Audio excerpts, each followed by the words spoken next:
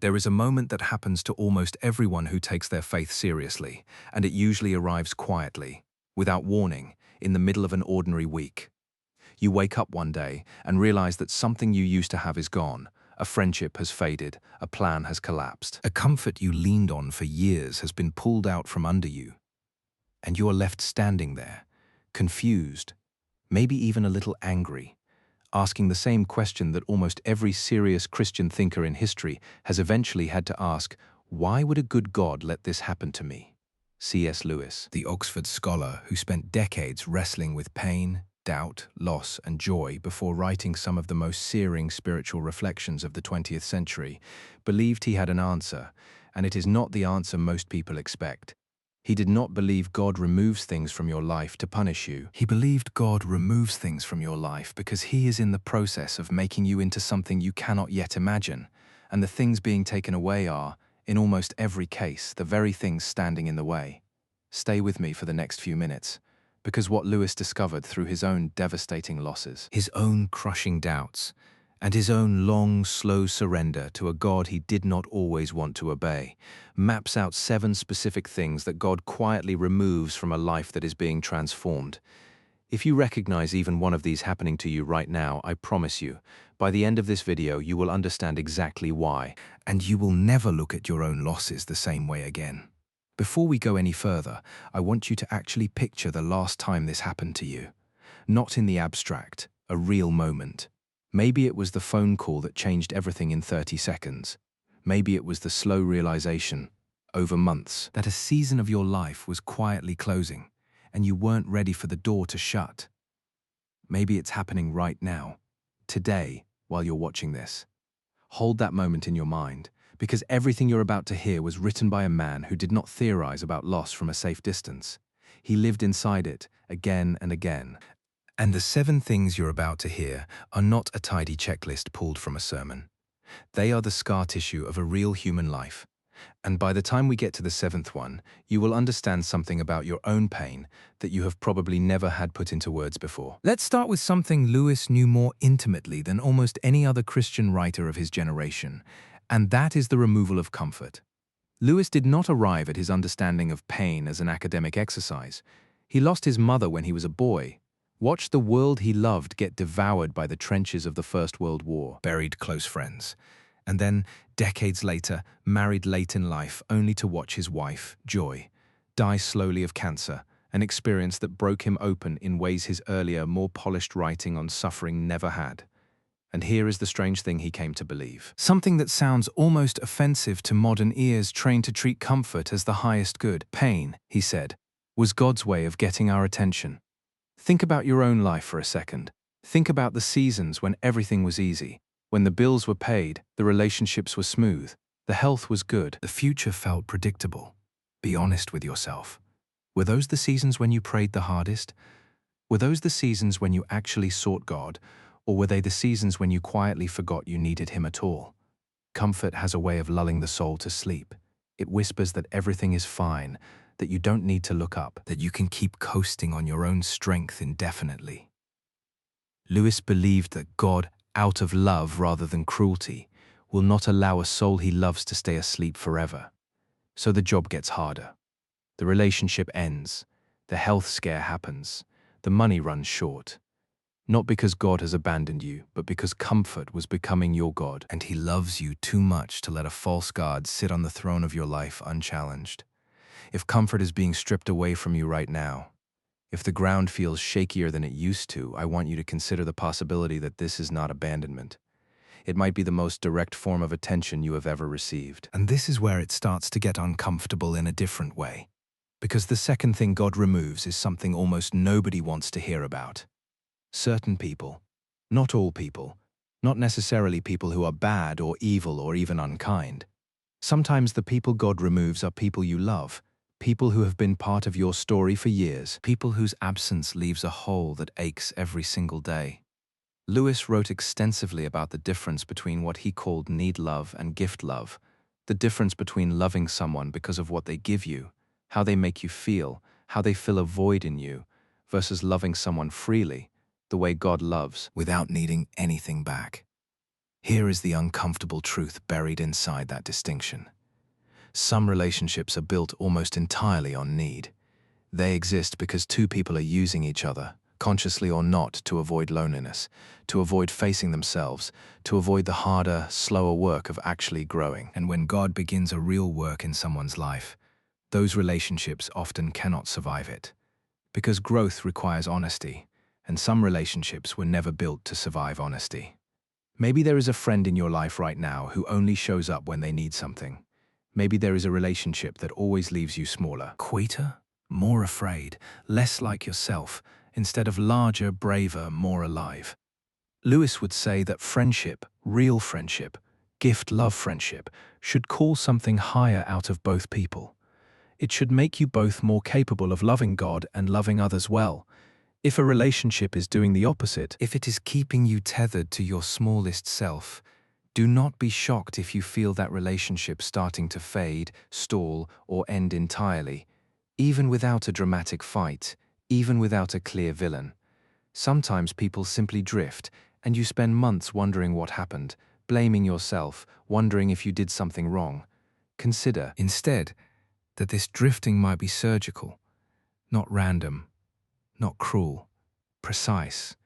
God is not interested in punishing you by taking away people. He is interested in making room, because you cannot become who you are supposed to become while still holding hands with who you used to be. Now here is where we need to pause for a second, because I know what some of you are thinking right now, and it's the exact thought that made Lewis's own faith wobble more than once.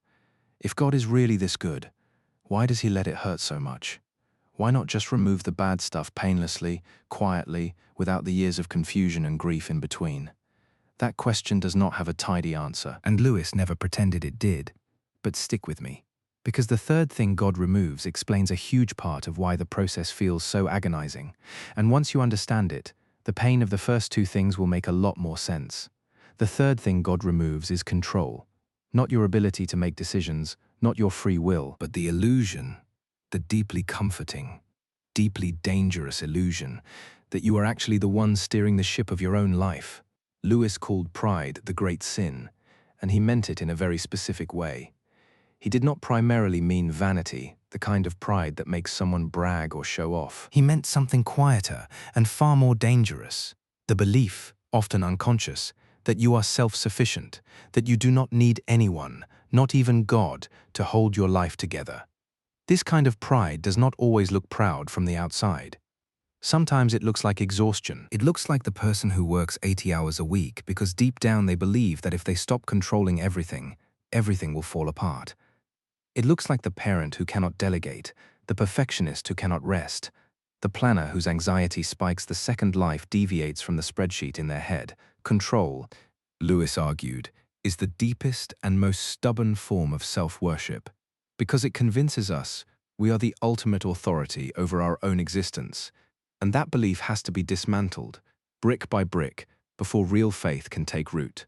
So watch what happens. The plans you made with such confidence start falling apart for reasons outside your control. The timeline you were certain about gets rewritten by circumstances you never saw coming. The outcome you worked so hard to engineer slips through your fingers no matter how tightly you grip it. This is agonizing if you believe, deep down, that control equals safety. But Lewis would tell you that control was never safety. It was an illusion of safety, a story you told yourself to avoid the terrifying and freeing truth that you were never actually in charge, and the sooner you release your grip, the sooner your hands are free to receive something better than what you were clutching in the first place. Picture someone who has spent years building a 5-year plan so detailed it has monthly milestones. They know exactly which year they'll get promoted, exactly which year they'll buy the house, exactly which year the timeline says they'll finally feel like they've made it. And then, without warning, the company restructures, or the health diagnosis arrives, or the relationship they built the whole plan around simply ends. Watch what happens to that person in the weeks that follow. It is rarely just disappointment. It is often something closer to panic, because the plan was never just a plan. It was the scaffolding holding up their entire sense of who they were. Lewis would say that scaffolding needed to come down eventually, because a life built on scaffolding you constructed yourself can only ever be as strong as your own limited foresight. And your foresight, however careful, was never going to be enough to build something that could actually hold the weight of an entire human life. Let me say something that might land differently, depending on where you are in your life right now. If you are in a season where nothing seems to be working according to your plan, where every attempt to force an outcome keeps collapsing, I do not think that is a sign you are failing. I think it might be a sign you are finally being loosened from a grip you didn't even know you had. And I promise you, the next thing on this list is going to explain exactly why that grip felt so necessary in the first place. Because underneath almost every controlling behavior is a much older, much quieter force. And it is the fourth thing God is systematically, patiently removing from your life. That fourth thing is fear, specifically the kind of low-grade, background fear that most people carry so constantly they no longer even notice it's there. The way you stop noticing the hum of a refrigerator after living with it long enough. Lewis knew fear intimately, and not the theoretical kind. When his wife Joy was diagnosed with cancer, and later when she died, Lewis wrote what might be the most brutally honest account of grief and doubt ever produced by a Christian thinker, a slim, devastating book in which he confessed that no one had ever told him grief felt so much like fear, not sorrow exactly, but a fluttering, stomach-churning fear. The fear that his faith had been an illusion all along. The fear that God, if he existed at all, might be what Lewis called, in his darkest moment, a cosmic sadist. He did not sanitize this. He did not perform faith for an audience. He let people watch him doubt, watch him rage, watch him nearly lose everything he had built his life's work around. And this matters enormously, because it means the removal of fear is not a tidy, comfortable process, where you simply trust God more and the fear politely disappears. It is often the opposite. The fear gets worse before it gets better. It surfaces, it screams. Old anxieties you thought you had buried resurface with a vengeance, right when you thought you were becoming more spiritually mature. And that can feel like backsliding, like failure, like proof that nothing is actually changing in you at all. But consider what Lewis eventually discovered on the other side of his own darkest season. The fear had to surface completely before it could be dealt with completely. You cannot heal a wound you refuse to look at. You cannot release a fear you have never actually named. So if you have found yourself more anxious lately, more prone to catastrophic thinking, more haunted by a fear you thought you'd conquered years ago, I want you to consider a strange possibility. That fear is not evidence that God has left you. It may be evidence that he has finally gotten close enough, safe enough, trusted enough for that fear to feel safe coming up for air. Fear buried is fear that controls you invisibly for the rest of your life. Fear surfaced, however terrifying, is fear that can finally actually be healed. And this brings us to something that connects everything we've talked about so far into a single thread. Because comfort, certain relationships, control and fear are all, in their own way, forms of armor. They are the things we build around ourselves to survive in a world that often feels unsafe. And the fifth thing God removes is the thing underneath all of that armor, the mask. Lewis wrote a novel late in his life, a retelling of an old myth in which the central image is a woman who wears a literal veil over her face for most of her life, unable to let anyone, not even the gods, see her as she truly is. The book's most piercing line of reasoning is essentially this: how can we meet God face to face until we have faces? Most people spend their entire lives constructing a version of themselves to present to the world, a curated self, a performance, sometimes so convincing that even they forget what lies underneath it. This mask might look like the put-together version of you that never admits struggle. It might look like the strong one in your family who has never been allowed to fall apart. It might look like the successful, capable, always fine version of yourself that you present online, at work, even in your closest relationships.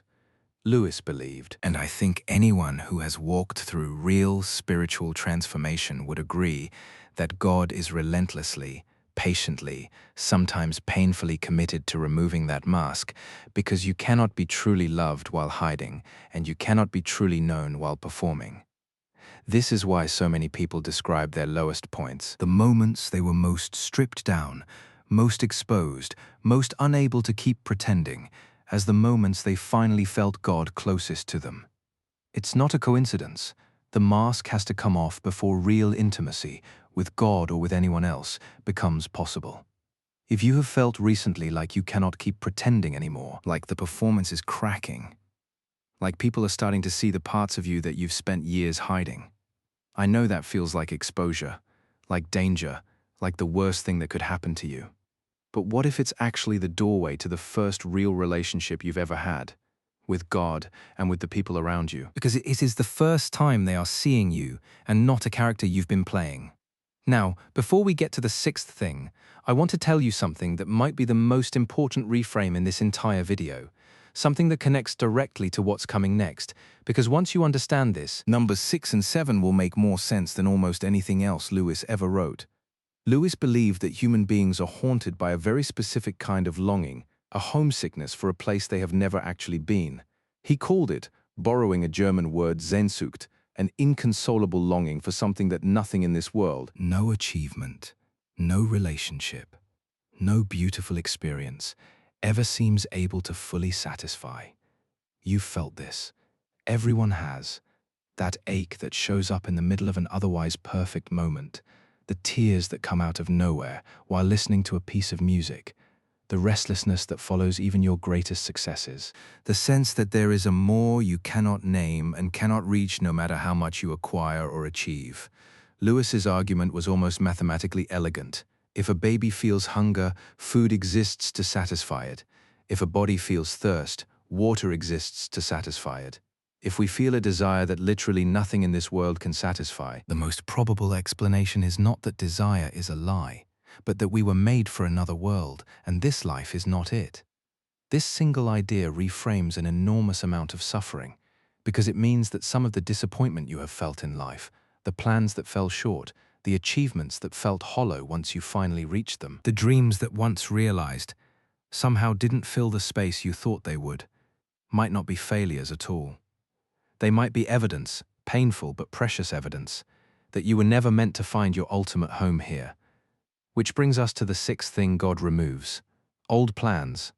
Specifically, the plans you built your identity around. That 5-year vision, the version of your life you had mapped out so confidently that its collapse felt like losing yourself entirely. This is one of the most disorienting removals on this entire list, because unlike a relationship ending or a comfort disappearing, the loss of a plan often feels like the loss of a future self, a person you were counting on becoming who now, it seems, you will never get to be. I want to be honest with you, this one hurts in a way that is hard to describe to someone who hasn't lived through it. But here's what Lewis's understanding of longing suggests about this particular kind of loss. Many of our plans, even our good, well-intentioned plans, are built on the unconscious assumption that this achievement, this relationship, this career, this version of my life, will finally be the thing that quiets the ache. It will finally be enough. And Lewis would gently, lovingly, but firmly tell you, it never was going to be enough. Not because the plan was bad, but because nothing in this world was ever built to be your final home. So sometimes, God allows a plan to fall apart, not because you did something wrong, and not because you're being punished, but because that plan, however good it looked on paper, had quietly become an idol, a smaller enough standing in for the true enough you were actually made for. This does not make the grief of losing a dream any smaller. Grief is real, and it deserves to be honored, not rushed past with a tidy spiritual explanation. But grief and hope can coexist. You can mourn the plan that died, and, at the same time, trust that its death is clearing space for something you cannot yet see, something that fits the actual shape of who you are becoming, rather than the shape of who you used to think you had to be. And that leads us to the seventh and final thing, the one that in many ways is the culmination of everything else on this list. Because once comfort is stripped away, once certain people are gone, once control has been loosened, once fear has surfaced, once the mask has come off, and once the old plans have crumbled, there is one thing left standing between you and the freedom Lewis spent his whole life trying to describe. That thing is the need for other people's approval. Lewis wrote in his famous work on the deadly sins that pride is fundamentally a competitive thing, that we are not truly satisfied by having something, we are only satisfied by having more of it than the next person.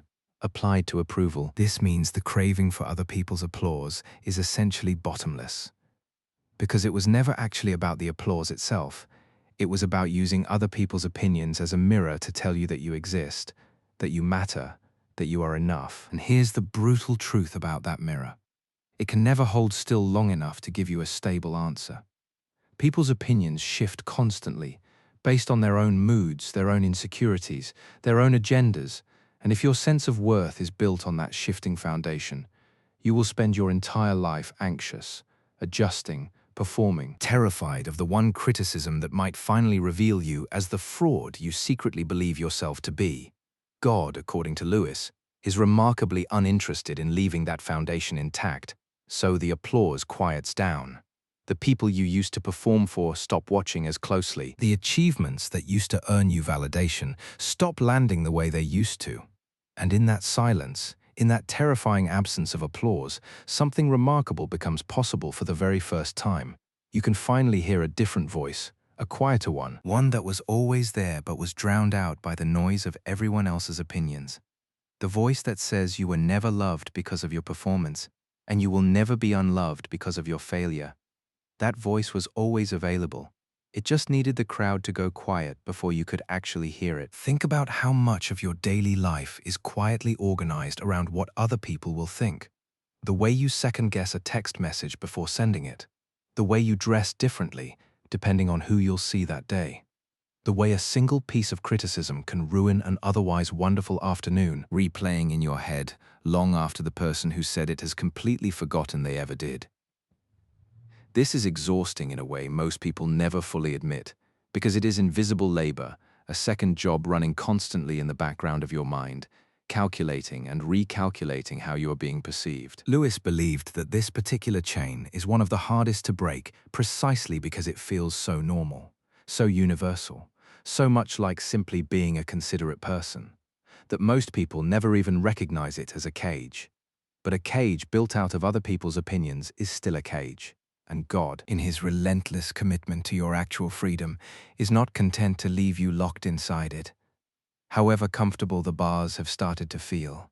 So here is what all 7 of these removals have in common. And I think this is the piece that ties Lewis's entire understanding of suffering and transformation together into something you can actually hold on to during your hardest seasons. Every single thing on this list, comfort, certain relationships, control, fear, the mask, old plans, and the need for approval, is something that, left unchecked, becomes a substitute for God, a substitute for real intimacy, a substitute for genuine security, a substitute for actual identity. None of these things are evil in themselves. Comfort is not evil. Relationships are not evil.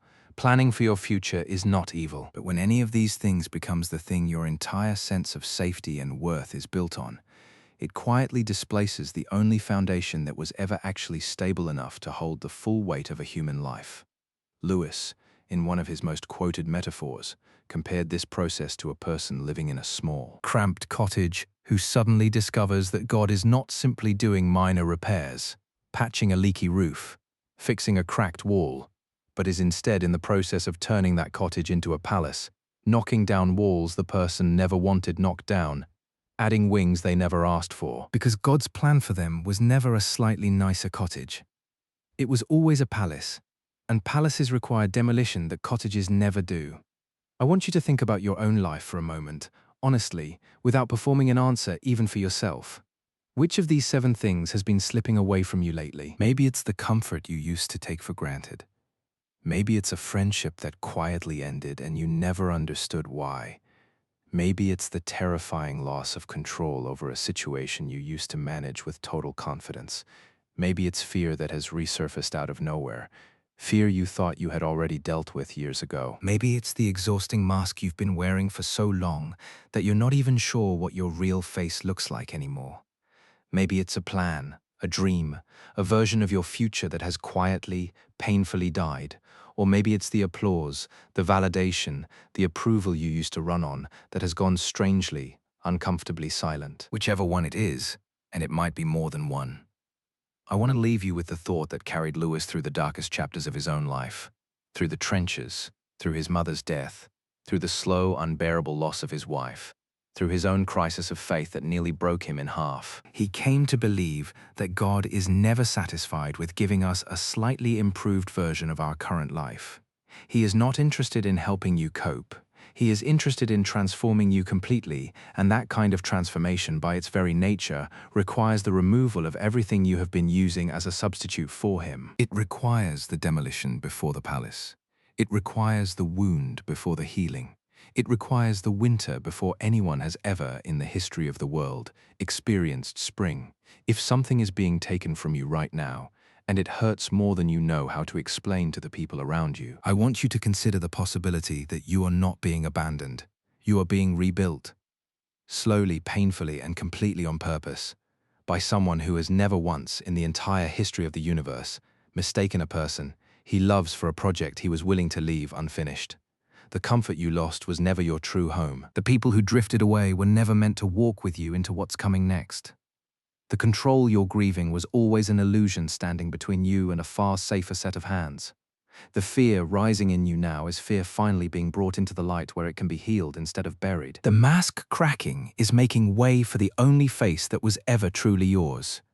The plan that collapsed was a smaller enough clearing space for the real one.